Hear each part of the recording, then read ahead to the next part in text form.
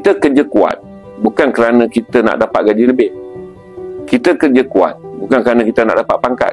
Kita kerja kuat supaya makin hari kita makin orang berguna. Takut nanti lama-lama kita jadi orang yang tak berguna dalam syarikat. Syarikat kena bayar gaji buta kat kita. Mula-mula kita kerja. Kita kata kerja macam ni je lah. Tapi kita selalu anggap yang kita kerja kuat ni syarikat dapat manfaat atas kita.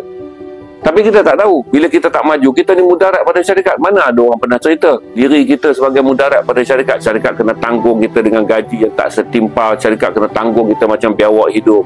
Syarikat kena tanggung kita macam membawa besi buruk yang tak boleh nak dijual. Tak pernah orang bekerja tak pernah nilai diri dia dalam bentuk yang sedemikian. Dalam diri kita, kita cuma nilai kalau kita kerja kuat apa dapat. Baiklah, kalau saya syarikat pula kan, saya fikir pula, simpan dia ni apa dapat kan? Tiap-tiap tahun itu je kerja dia. Kalau setakat umur 25 sampai umur 40 itu je kerja dia, baik aku buang ambil budak 25 yang baru. Mana tahu aku dapat budak 25 yang baru yang dia ada nilai maju. Sebab tu kita bekerja kuat adalah untuk melawan kerosakan malas. Kita bekerja kuat untuk melawan supaya kita tak jatuh pada budaya makan gaji buta. Sebab lama-lama kan syarikat ni beban dia meningkat, kita duduk statok tu je, gaji kita naik. Maka dalam hidup ni tuan-tuan, kita menjaga kesihatan bukan untuk hidup lama, kerana kita akan datang mati. Kita jaga kesihatan supaya tidak menderita sebelum mati. Datang penyakit ni menderita macam-macam. Itu nama tadi. Cik Tan, apa kita jaga kesihatan? Kita akan mati juga. Saya jawab, kita jaga kesihatan adalah membolehkan secara sains, walaupun takdir tu adalah takdir Allah. Kita jaga kesihatan secara sains kerana Allah bagi dunia dalam darul asbab. Orang yang kurang menjaga kesihatan akan datang penyakit. Logik. Sebab dunia ni darul asbab. Tapi ada lagi melampau logik yang tak boleh dibaca oleh manusia kerana akal manusia terhad. Ada juga orang menjaga kesihatan sakit. Sehari dia kata pula, buat apa kita jaga kesihatan kita lama-lama? Kita nak mati je. Tambak baju, bak beli rumah cantik, bak beli kereta, dapat bini cantik. Dia kata ini adalah benda dunia yang kena ada.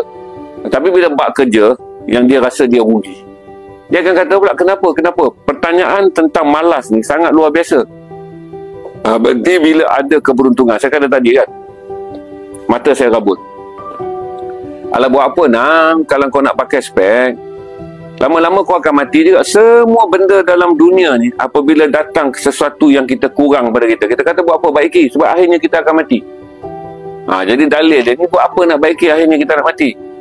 Tapi kita kata bukan hidup ni tujuan dia untuk mati. Hidup ni tujuan dia mengisi kehidupan sebelum mati. Sebab mengisi kehidupan sebelum mati itulah yang akan menjadi tujuan kita pergi kepada mahsyar untuk lalu hari akhirat. Mengisi dia tu. Tadi macam saya kata dalam skrip ni kan, tuan-tuan pun akan kata,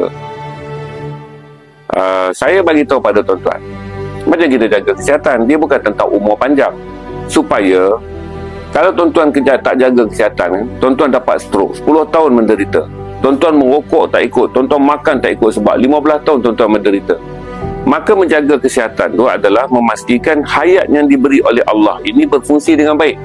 Kerana dunia ni darul asbab, bahawa dengan sebab-sebab tertentu kamu boleh rosak kesihatan kamu.